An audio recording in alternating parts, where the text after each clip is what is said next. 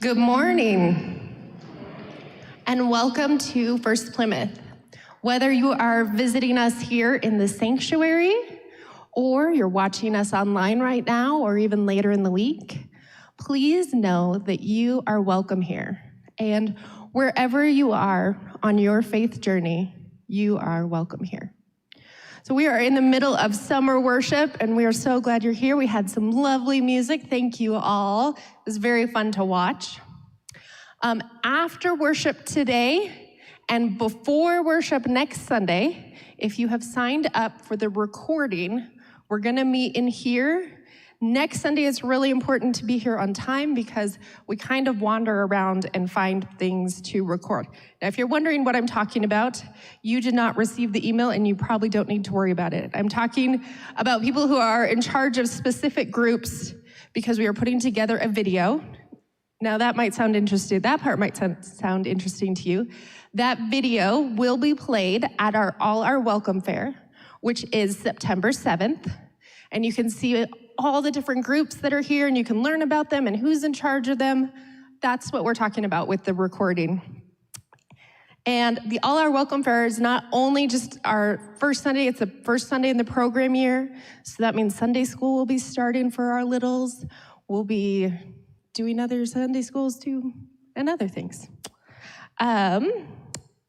Then, this is currently the last chance to register for the women's retreat.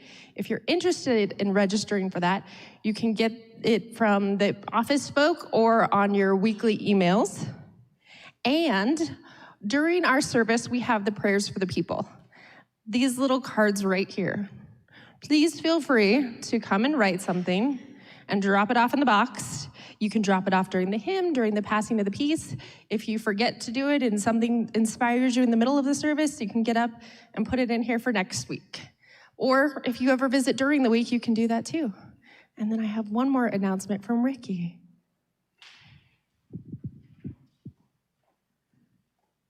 Thank you so much for letting me do this. So I am honored to be the artistic director for the Metropolitan Choral Festival. We are a summer-only chorus. Some of our choir members here at First Plymouth are in that chorus with me. You'll also see some cantori people who are coming to help us sing. But anyway, our end of the summer concert, we only have one. It is this Saturday at 3 o'clock in the afternoon. It is up at the new Mapleton Arts Center, which is off of basically I-25 and Highway 36. There's a really great announcement about it in the email blast, and there's a link that you can click on the map. So just so you know, so the program is Christopher Tin. I don't need to sell Christopher Tin to anybody here because you all know how fantastic his music is from when Cantorai has presented concerts here. So this particular piece is called To Shiver the Sky. It's about the dream of flight that has progressed over the years. Anyway, fantastic music. We are accompanied by an orchestra of primarily Colorado Symphony Orchestra musicians, so top core as far as our players. But don't need to sell Christopher Tin, but I do need to sell the Mac. So many of you go to the DCPA to go to Betcher or to see concerts at the LE. So the Mapleton Arts Center is 5 minutes north of that exit, and it's free parking. So probably by the time you could get to, to the venue to be walking into Betcher, you could be freely parked and at the MAC. It's just an incredibly beautiful new facility. I guarantee you'll be going to more concerts there in the future because it's now open to the public and community choruses can present concerts there. Anyway, I would really love for you to come. We put it at 3 o'clock rather than later to help our Arapahoe County audience be able to get there. Love to have you there. It's going to be a fantastic concert. And just let me know if you have any questions. Thank you, Alex. Yeah. And it's free. It's free.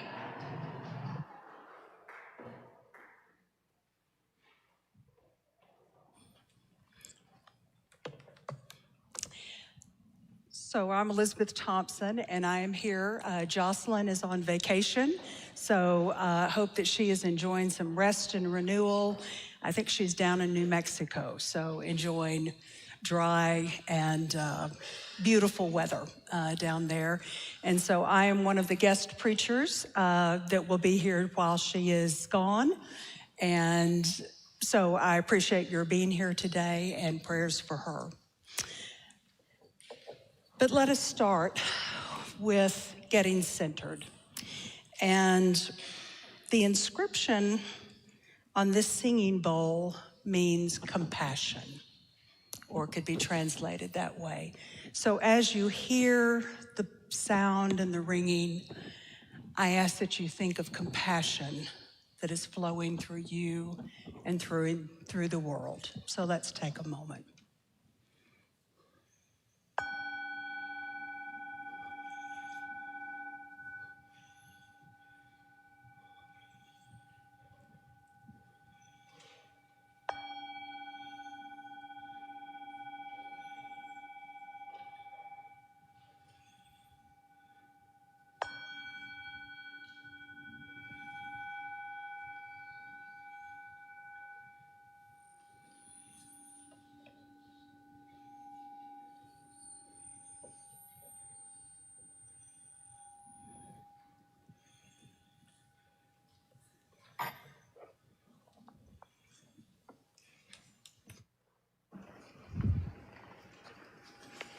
Please stand and join me in the call to worship. Come into the place where God listens, where you need no money, no status, no fine clothes. We come as we are, broken, whole, sick, well, satisfied and with deep needs. Come to sing, come to cry, come to dance, come to rest. We come to hear, to see. Come and be ready, or come to be made ready. You're here. God is here.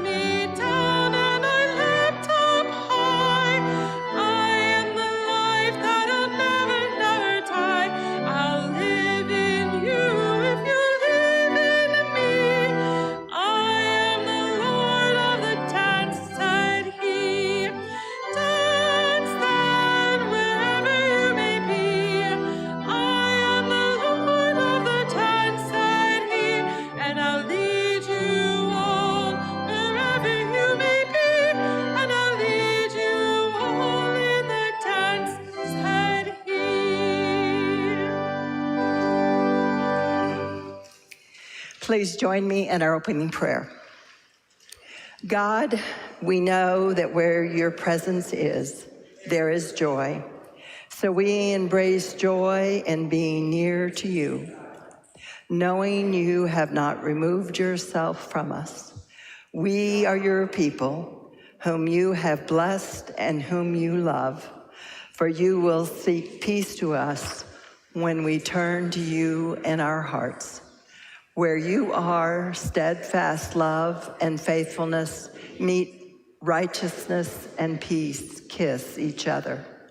O God, grant that we may be so connected to your groundness and so aware of your presence that even when circumstances around us appear grim, we have joy.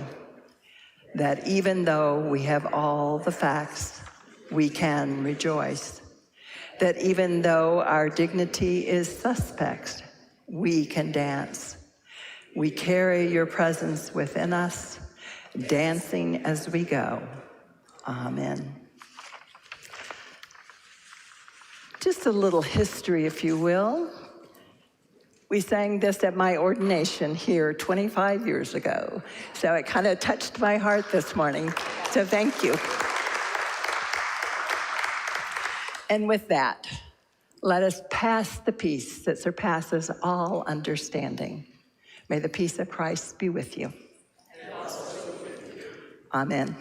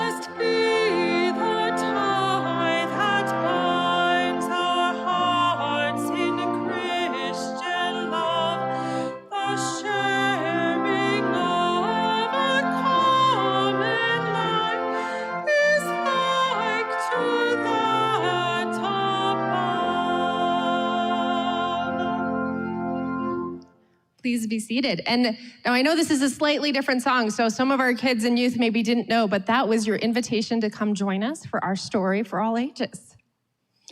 All right, well, good morning. You guys are quiet. Who's back to school yet? Are we a little tired? Was it a good week? A hard week? What kinds of things are you learning? I think they're all asleep still. This is the quietest I've ever had you guys be. Are you learning how to spell things? Not even getting like nods. Yeah. Let's see. How about we do this? We're at school, so we can raise our hands since we're being quiet. Are you learning teachers' names? Yes. Are you learning which class to go to? You're learning to read? You have to go to 3 classes. See, I'm having hearing problems, and you guys are having speaking problems. So we go hand in hand. What about this one? Are you learning to dance? Is anyone learning to dance at school? No. Where do we learn to dance? Dance class, or do you have a dance class at school? Maybe? Or maybe just from our family? Or could you learn to dance at church? We're not a huge dancing crowd, but sometimes we might be dancing. Do you guys know any dance moves? None. There's none known dance moves. All right, grown-ups out there, do you all know any dance moves? Yeah? What kind of dance moves do we know? What kind of dance moves? What's the Charleston look like? She's not doing it. Oh, the Macarena. We got that. The twist. All right. Well, so these are some dance moves. Today they're talking about dancing up here, so I thought I'd bring it up with you guys. But I'm really glad you're here today, and I want to introduce you to my friend Elizabeth, Reverend Elizabeth, and she is a minister. She'll be preaching for us today. Not only is she a minister, she's also a teacher and a gardener and a mom and all these different roles, but she's still just one person, right? Yeah. Isn't that amazing? That you can be all of those things? So let's think about that for a second. When she's teaching, and she's a ball catcher, when she's teaching, she might be helping people learn about God. When she's being a mom, she's showing love and care. When she's gardening, she's taking care of God's creation. And when she's preaching, she is sharing wisdom and hope. And she's doing all these different things. And she's still just one person. Now that reminds me of something really important about our faith. It's called the Trinity. Have you guys heard that word before? Maybe? I'm seeing smiles. Trinity means 3 in 1, and it is referring to God as a whole, and that's the one, but God in the 3 parts. So God the Creator, who made the world and everything we live in, Jesus the Son, who shows us how to love and live, and the Holy Spirit, who fills us with energy and joy.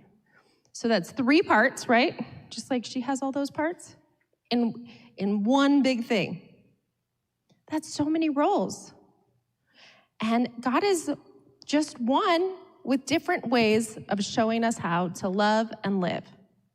Now here's the fun part and how we connect it a little bit back to dancing. The Trinity is kind of like a dance. So imagine God, the Creator, reaching out a hand to Jesus the Son, and then Jesus spinning with the Spirit, and the Spirit twirling back to God. It's a dance of love and joy and connection. And guess what? We all are invited to join in, even if maybe we're a little shy about our dance moves. Are we shy about our dance moves, maybe? Just a little bit. But that's okay, because God still wants us to be a part of that beautiful dance and all of that. And today, we're gonna head outside to the courtyard. So parents, we're in the courtyard for Sunday school. You can join us. You can come get your kids out there after worship.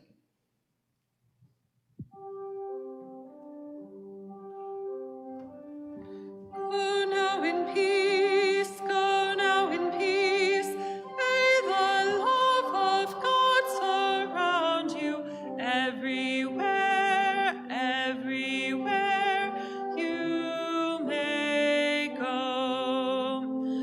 Go now in peace, go now in peace. May the love of God surround you everywhere, everywhere you may go.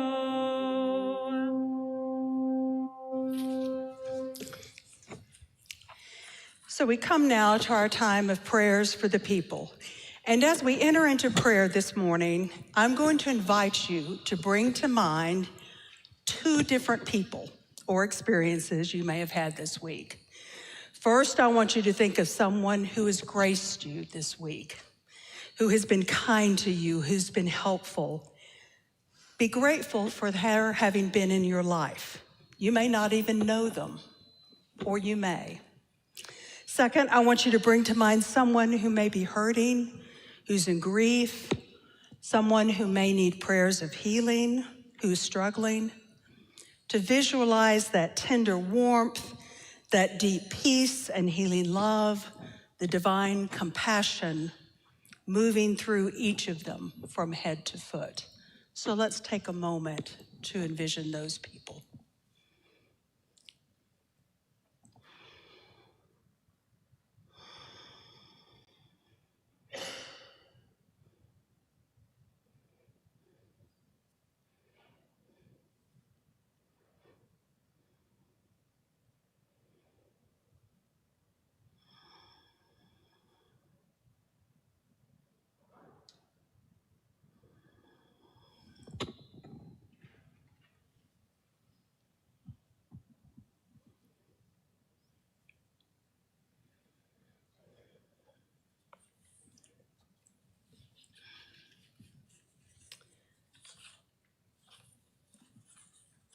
And now, with gratitude for the presence of God's sparkling Spirit in and among us and acting through us, we offer our prayers of concern as well as our prayers of gratitude.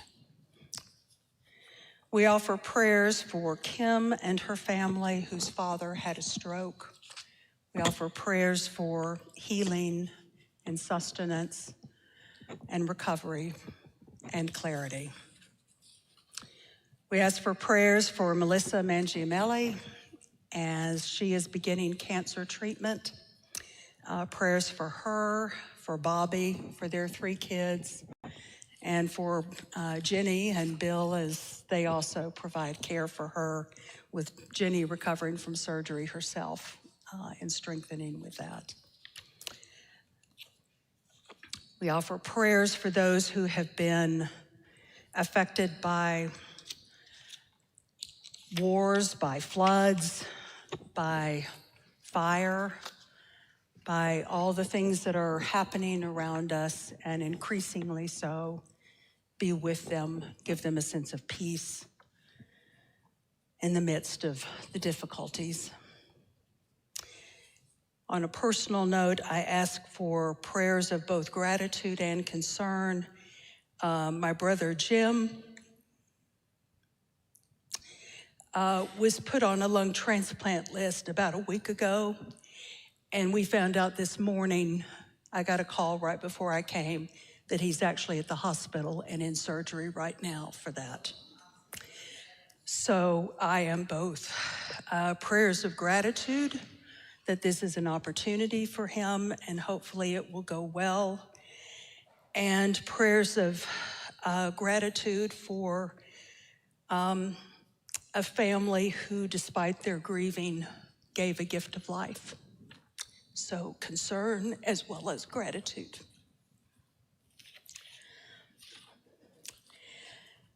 Lord, in your mercy, hear our prayers.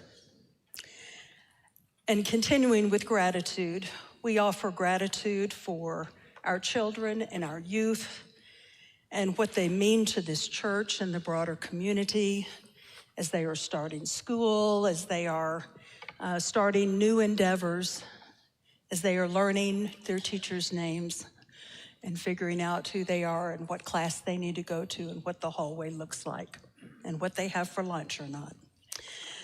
Help and support them, and may we be mindful of them. Lord, in your joy, hear our prayers. Now may we recommit ourselves to following in the way of Christ, joining together in this version of the prayer Jesus taught us, saying, O divine womb, birthing forth the river of blessing which runs through all, soften the ground of our being, and hallow in us a space for the planting of thy presence. In our depths, sow thy seed with its greening power, that we might be midwives to thy reign. Then let each of our actions bear fruit in accordance with thy desire. Impart to us the wisdom to bring forth the gifts of the earth, and share them daily according to the needs of each being, and restore that which has been usurped by injustice to its rightful owners, as we restore to others that which is not our own. Do not let us be seduced by that which would divert us from our purpose, but make us sensitive to the moment at hand. For from thy fertile soil is born the creativity, the life energy, and the dance. From birthing to birthing, amen.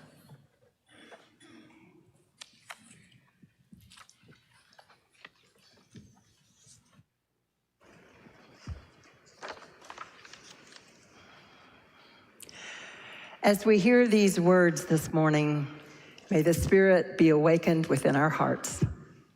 Psalm 47, translated by Nan C. Merrill. Clap your hands, people of all nations. Acclaim the Creator with joyful songs. Rejoice in the beauty of diversity. The beloved of our hearts is mighty, reigning over all creation, the lands, sea, and air. Love consciousness invites all people to co-create. To all nations, peace. Love consciousness is our heritage, our birthright, to be awakened in every soul. Let the love you are sing praises with loud acclamations. Join the cosmic dance of celebration. Sing praises to the Creator. Sing praises to the Beloved. Sing praises, one and all. Love consciousness created the universe. So let us dance. Dance to the flute and to the harp. Love consciousness hovers over the nations, awakening our awakening to love. May the leaders of all nations gather as one, choosing to walk in peace. For earth is made of love and light, abandoning ourselves to dance your will. We can choose the path of healing. We sing songs of gratitude for earth, our home. To you, O great healer, dancer of our dreams.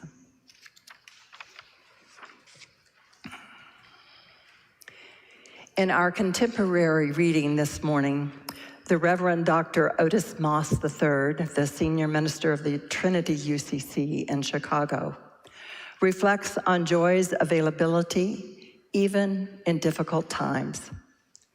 During a harrowing period when his church received violent threats, Moss woke late one night to unexpected sounds in his house. Fearing an intruder, Moss instead discovered his young daughter dancing in her room.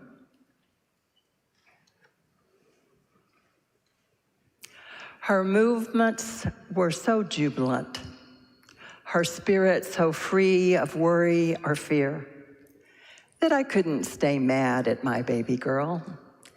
She's dancing. The darkness is all around her, as it is all around you, but she's still dancing. Instead of seeing her as just another addition to the night's problems, I glimpsed her as a fellow traveler. Like her frightened father, this 6-year-old fellow traveler was awake in the middle of the night. Even so, there was a difference. I was caught in a cycle of worry and anger. I was not just walking a dark path. I had let the darkness inside me.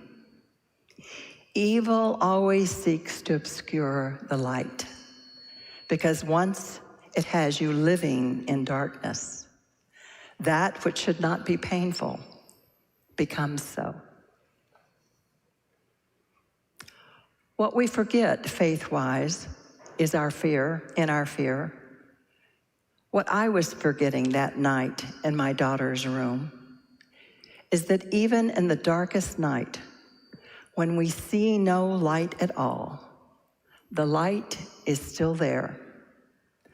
The stars still shine above us, no matter how thick the clouds above our heads.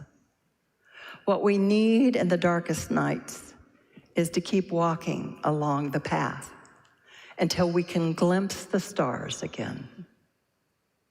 What we do not need is to panic and run blindly into the woods. She was just a child, but on this night, she had moved ahead of me on that path. By dancing in the dark, by doing one of the things she most loved, she was making her own light. Sunday morning, I told the congregation that we must meet the threats in our lives. We must fight for justice, for our safety, and for the right to live in a world where we can thrive. But even in the darkest of night, we can maintain a connection to the light. We cannot survive when darkness. We cannot survive in darkness by using visual tools of sight. We will have eternal tools of memory to remind us of our terrain. Until dawn comes, we need more than the determination to fight for justice. We need love. Love to keep us from getting lost in distraction. Love to keep us from falling into despair. Love to help us restore ourselves, get back into harmony with ourselves, so that we can last through the dark night. Dance, I urged them. Dance in the dark. May these words inspire us to love a love that we have never loved before. Amen.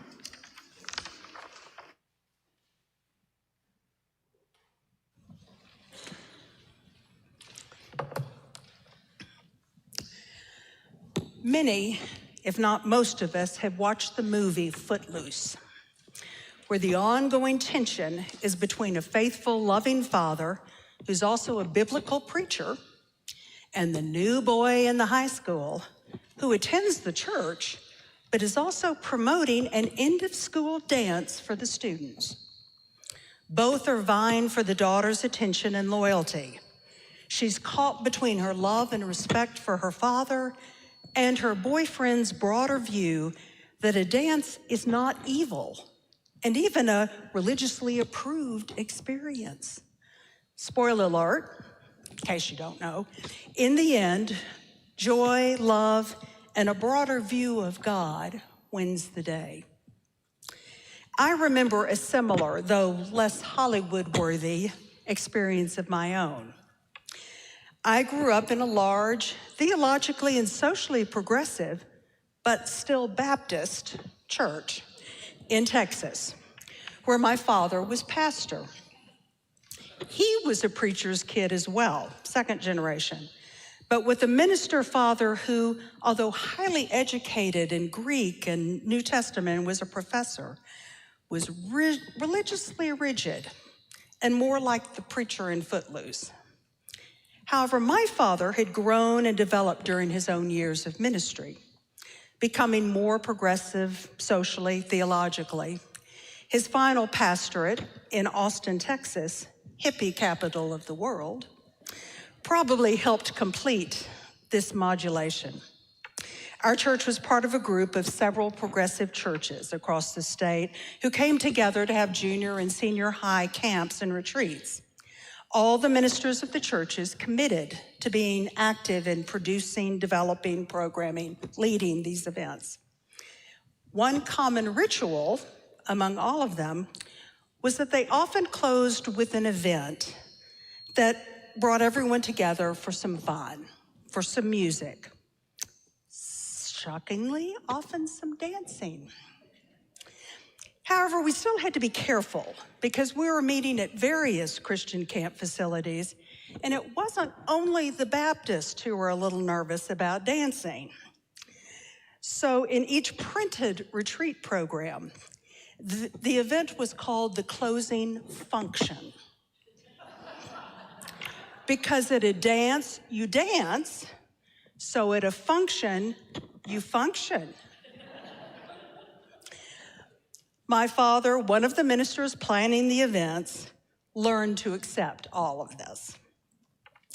Ken Miedema, who many of you know is a Christian and justice-oriented musician, was just starting out in the 70s. And one year, Ken was actually a guest retreat leader for one of those events. As you know, Ken was born blind, and although an incredibly gifted musician, pianist, songwriter, apparently he had never danced. And so on the final night, Ken found himself at our function, sitting by himself to the side of what had become a busy dance floor.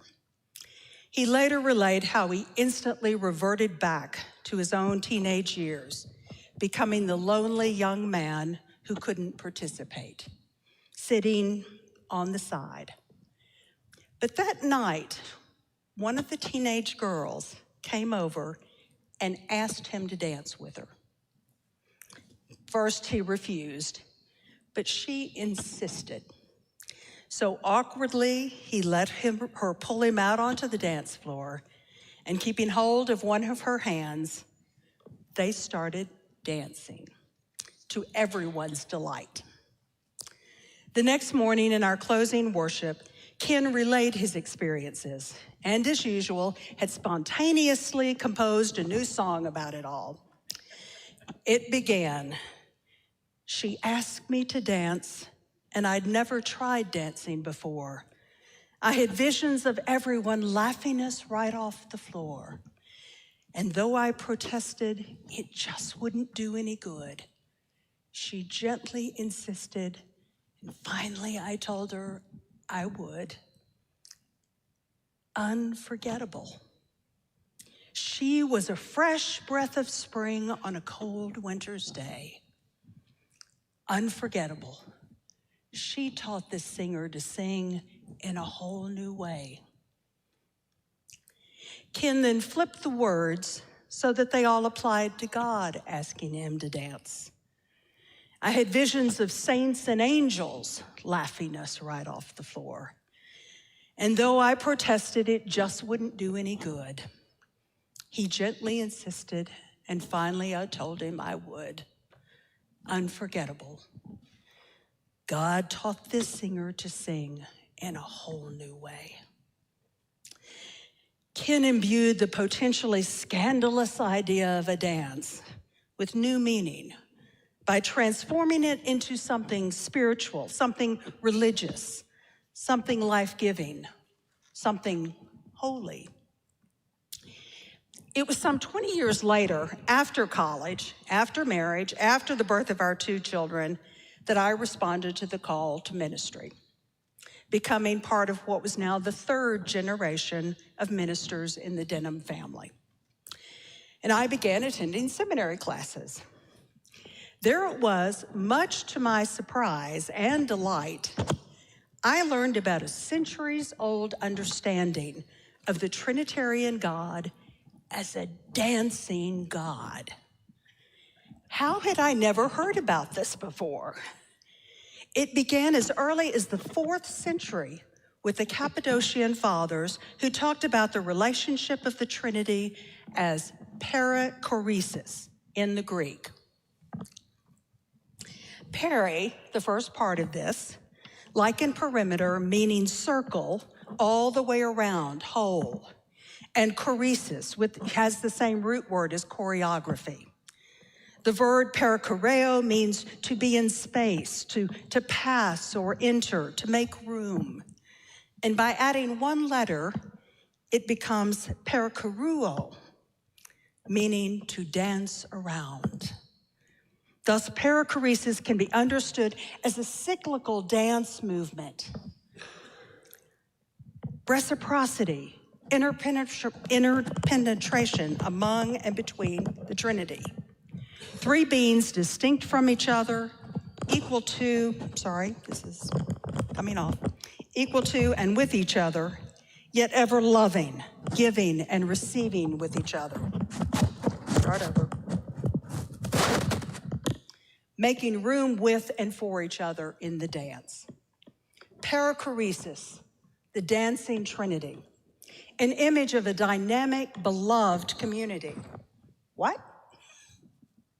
And apparently, not only had others heard of it, they had actually been painting it for centuries.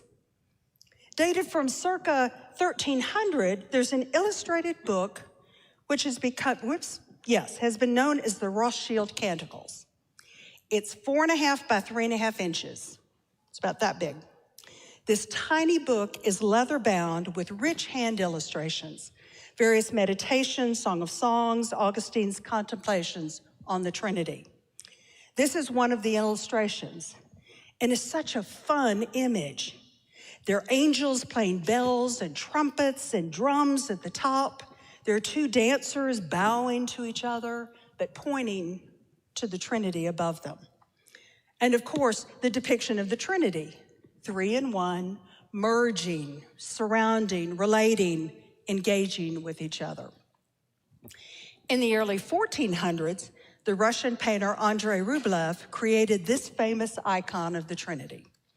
It depicts 3 angels visiting Abraham, but is meant to be understood as symbolic of the Trinity, Three divine beings seated together, pointing to one another, relating to each other across the table. Here's a slightly clearer rendition. Although these are two-dimensional, they hint at something that's dynamic, something that moves. They give an impression of a snapshot in time. So if the picture were taken just a few moments later, they'd be in different places, different expressions, different poses. I was fascinated by this rich history I had known nothing about. The ages-old, complex, confusing, often incomprehensible idea of a divine trinity, three in one, seemingly static, often portrayed as all male or two men and a bird. All of that morphed, okay? All of that morphed into something dynamic and understandable. It's become a key theological underpinning for me of understanding who God is. God is a dance. God is dance. Not something far away, concretized, unchangeable, three-headed, like Fluffy and, Harry Potter. God began growing into something bigger. Joy, movement, mutuality of dynamic relationship. God became community, beloved community. God became Lord of the dance. Our opening song today, Lord of the Dance by Sidney Carter. Carter tells that when he composed the song in 1963, he was partly inspired by Jesus, but also partly by a statue of the Hindu god Shiva, seen in Shiva's dancing pose, the Nataraja. He said, I did not think the churches would like it at all. I thought many people would find it heretical, dubiously Christian, but people sang it, and it touched a chord. Anyway, it's the sort of Christianity I believe in. He went on to say, I see Christ as the incarnation of the piper who is calling us. He dances that shape and pattern which is at the heart of our reality. By Christ, I mean not only Jesus, because in other times and places, other planets, there may be other lords of the dance. But Jesus is the one I know of first and best. I sing of the dancing pattern in the life and words of Jesus. The holy dance is more fluid and more inclusive than we could even imagine.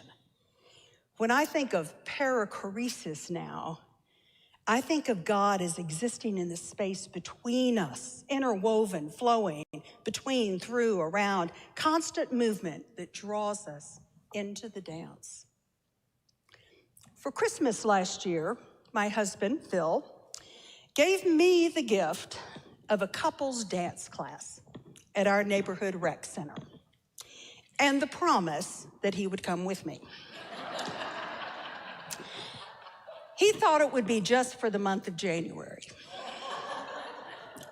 But we kept going because, well, we enjoyed it and discovered another couple from First Plymouth who were taking lessons there as well. Now, Phil and I both grew up Baptist, attending dances in the 70s. So our understanding of how to dance was independent movement, rock and roll driven, with very little structure. But in our new dance class, we began learning a little bit about the waltz, the foxtrot, and even the tango. All of them much more structured than how we danced in the 70s. We had to learn about body stance and holding a frame firmly, but with flexibility, so that we had direction and space to move without stepping on each other's toes too much. We definitely focused on the music's count and which foot we led off with. Left for him, right for me.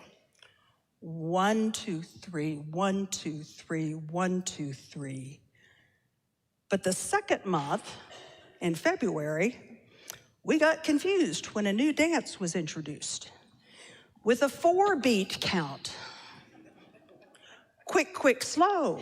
quick, quick, slow? Or was it slow, quick, quick, slow, quick, quick? But we still were to lead off on the same feet. We learned how he was to initiate an invitation for me to turn. But I had to remember, was it a 3-step or a 6-step? There was a lot to remember and integrate. But there we were every Monday afternoon for several months, trying to remember and attempting to integrate the next new thing being taught. One thing that struck me was the way we had to focus on each other. We had to pay attention to how our bodies and arms were held, to the slight pressure to either maintain our direction or a lift of the arm to indicate an invitation to a turn. We were counting our steps together to stay in rhythm with each other. When either of us made a mistake, which was often, we would laugh, stop, discuss, listen to the music, and start over again.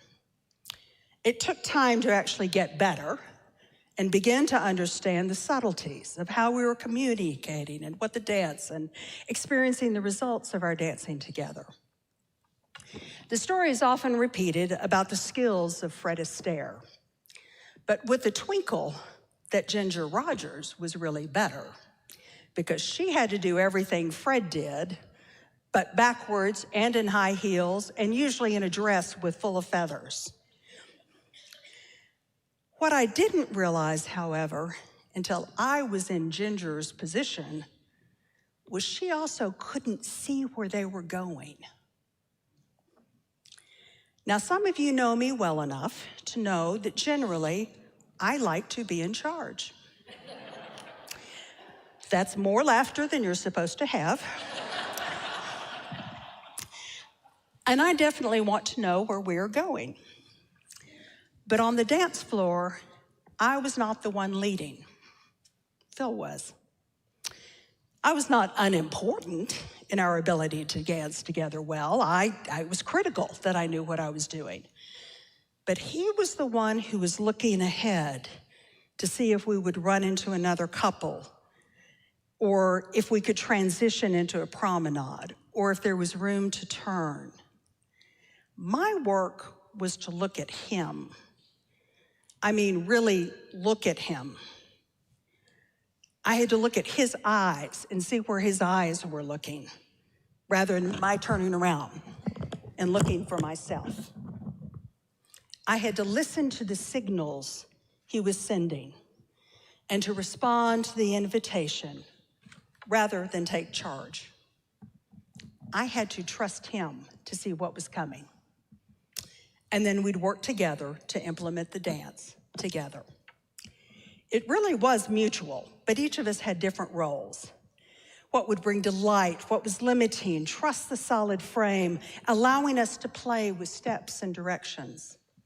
There were definitely mistakes and miscues, plenty of oops to go around. Laugh, reset our frame, revisit what we wanted to do, listen to the music, and start over again. And we did get better. We're still not Fred and Ginger, but we had fun, exercise. We learned something new, and after 46 years of marriage, we learned a new way of relating to each other, deepening our love and commitment to each other. So when Pastor Jocelyn asked me to preach today, delving more into what it means to be beloved community here at First Plymouth, I immediately thought, yes, third-generation minister, of the theology of the Trinity and this idea of a dancing perichoresis. I thought about what I had learned in our dance lessons. Perichoresis, a moving, cyclical, whole dance of reciprocity, creativity, trusting, listening, loving, paying attention. So I want you to play with me for a few more minutes. And let's look at some other images that might envision our dance together with this beloved community here at First Plymouth, with our future, with the divine. First is the painting behind me. This belongs to the First Plymouth Arts Collection, And I saw it, and thankfully James Bach helped put it up here and create this imagery of these three jazz musicians that are dancing and playing and enjoying. There's a liveliness to it. Second, you'll find the abstract art image, which is displayed on the screen, but it's also on the front of your bulletins. This is hard to see what the three things are, but it's also obvious they're kind of three different things. And there's sort of this fire in the middle of them, or is that the third entity, or is that the one in three? It's a different way of understanding three and one. Next is this image of three children. Intimate, relational, joyful. The feminist Presbyterian theologian Cynthia Holder Rich says, we serve a God who is essentially intimately relational. We serve a God who is essentially happily non-hierarchical. This image of the three. Here are some others. This modern dancer with shadows. 3 and 1. As one moves, the other shadows will change and shift, but they're connected, but they're not the same. Here's another. Flames, tongues of fire. They're 3, but they're not 3. But as it moves, it shifts, it changes. They're different ones, but it's one and the same, but it's not. How do we think of that? As perichoresis, as God, as our church. Next is this one. 3 women in the field. Joy. And this one. This blurred image.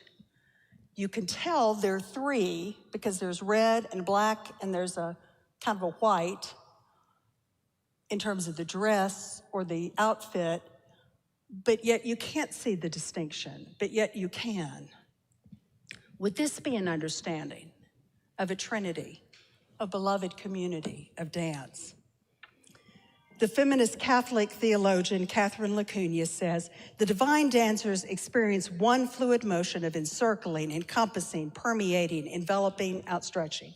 There are neither leaders nor followers in the divine dance. Only an eternal movement of reciprocal giving and receiving, giving again and receiving again. The divine dance is fully personal and interpersonal, expressing the essence and unity of God. So finally, this one. They had to get in the water. You had to be a little uncomfortable, but yet they're dancing together. We are called to become part of the dance. Despite our hesitancy, we are being invited to participate. And I wonder what it would look like, feel like for us to lean into this experience, this imagery, as we continue to strengthen our beloved community. We are exploring what comes next in our future. I wonder how we can live into that process in a way that would feel like a reciprocal dance of trust and response, embedded with laughter and new beginnings. Are we willing to accept the invitation? We don't need to be worried about getting all the dance moves right or stepping on each other's toes or even getting in the waves. We can develop a dance process to envision the future. We may create a dance sequence Fred and Ginger might be proud of. Or even better, create a dance together with the Divine Trinity. Sister Katerina Pavlova writes, our dance together allows us to bring compassion to this wounded world. Dance is free and fun, and it's also loving and lively. All we have to do is accept the invitation to step out onto the dance floor.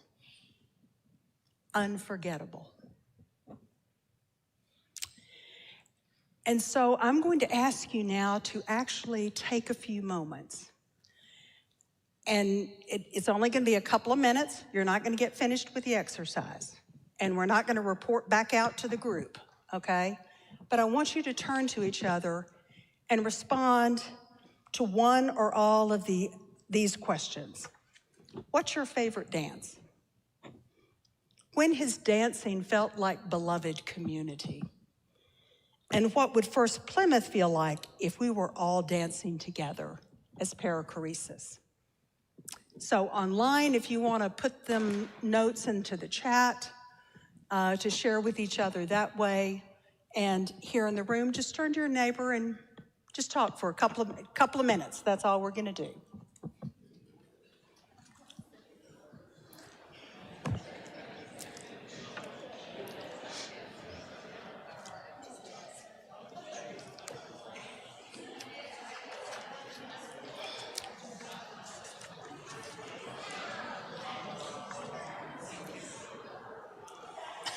I love your image of you all dancing, and I immediately went to, what if we let the spirit Right. lead people?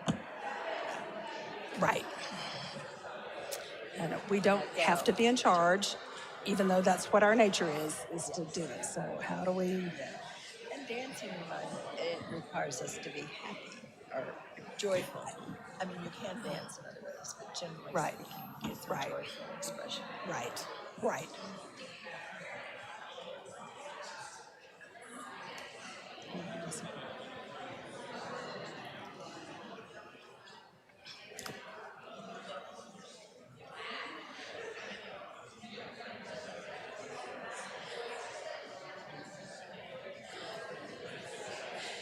And I know this could go on for the next 2 hours, so I'm going to go ahead and call us to a close so that we can enjoy our wonderful music, but continue the idea of dancing, continue those stories, that meaning of what dancing and being together and sharing, and the laughter. I love the joy. There was lightness in the conversations we were having. I could feel it. So thank you for participating, and continue to share after service. So thank you.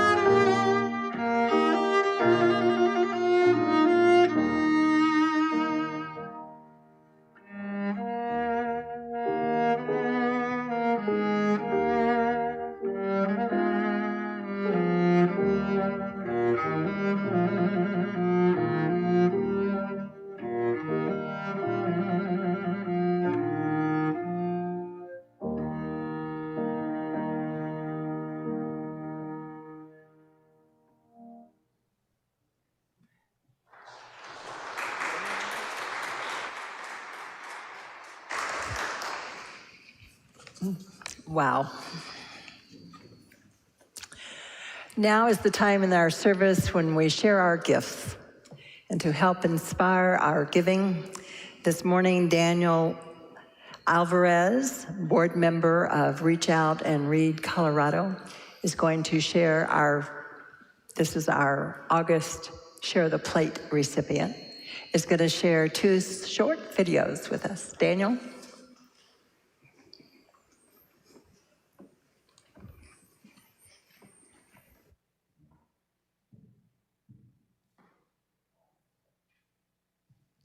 Thank you.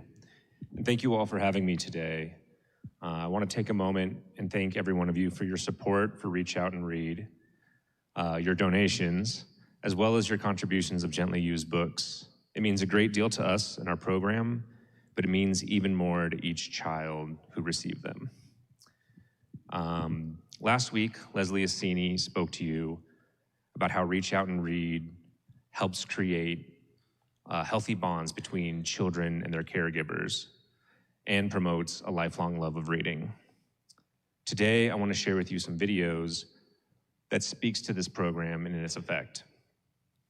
These videos are of real families and pediatric providers. It gives us a glimpse of the WellCare visit and how our well-trained pediatricians use books as a tool in a developmentally appropriate way, helping families connect and generating great reading habits. We use these videos as training tools with each of our new providers, and it really is a great window into how Reach Out and Read's methods work in real time. Well, I hope you enjoy, and thank you so much again.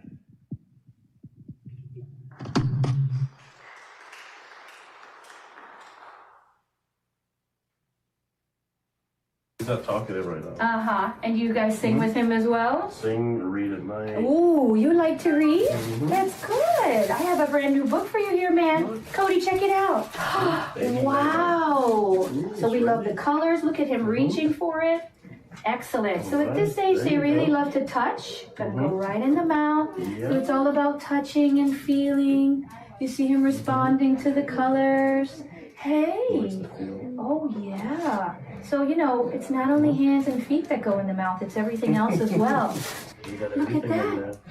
And we love to look at baby faces. Is that you? Yes. What's she doing? Is she taking a bath? Yes. Yeah, so you can name common items that are around the house, but you can also make up stories. So it's not really so much about the words in the book, it's the conversation that he's having with you. Yes. Knows how the faucet is. Oh. Toothbrush, toothpaste. You see that? You like to brush your teeth? Very Very good. Nice. Yeah, you like to look at yourself?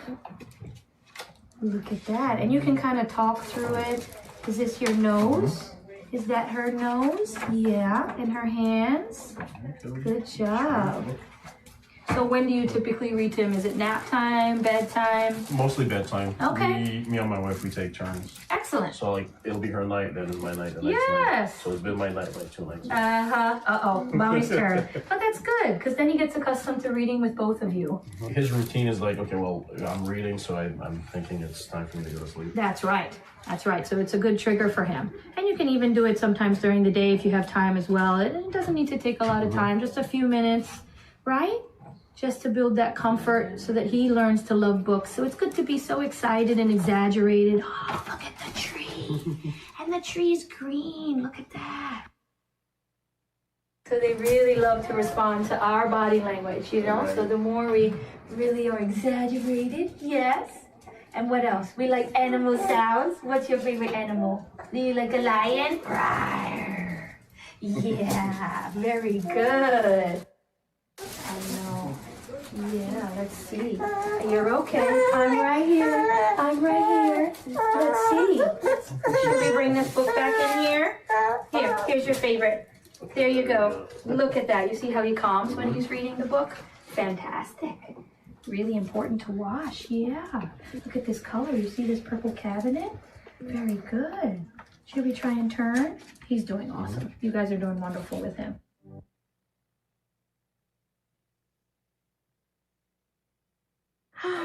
Is that the moon? I am guessing by his reaction that this is not the first time he has seen this book. You guys do some reading together? Yes. This is actually the first time he's seen this book. Particular book. That's But fantastic. He likes to read. Book. Oh my goodness, Mom, I am blown away by his languages and his engagement with this. This is absolutely amazing. Show me. Yes. Is that the sun?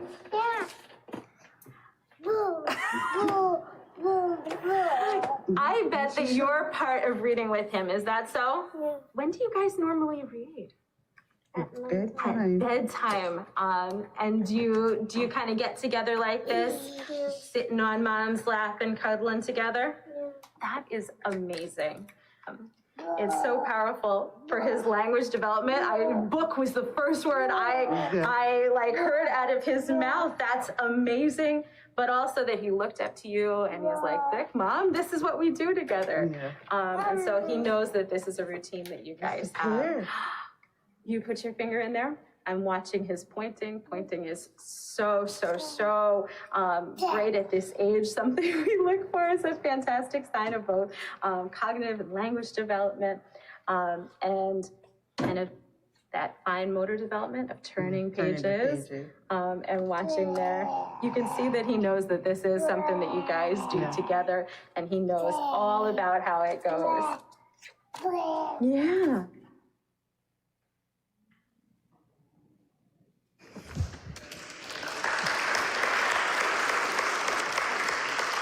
Those are great. What fun. There are several ways to give here at First Plymouth. You may scan the QR code that you will find on page 9. You may go online with the address also on page 9. You can text GIVE, or you can drop a donation into any of the 3 boxes at the back of the church. They're black by the doors. Or, if all else fails, mail a check to the church. Please join me in our prayer of dedication. When our joy is buried in the darkness of our fears, O God, invite us into your dance of life. Accomplish greater things than we could imagine with the resources we present in these moments. May these offerings bear witness to your light, which frees us, which frees all those who may be recipients of the tangible and intangible blessings they bring.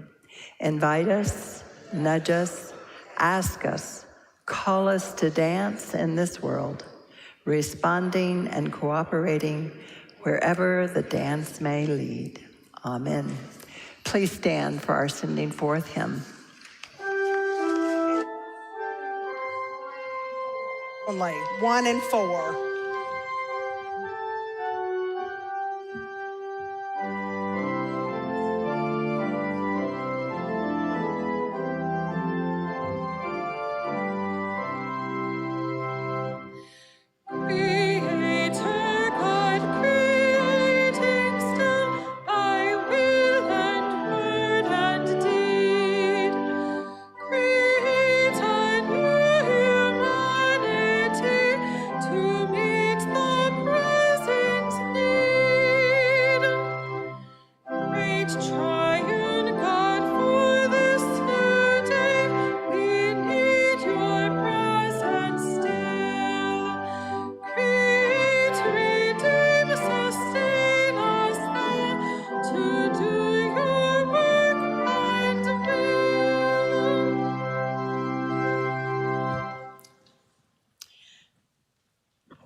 Remember to dance.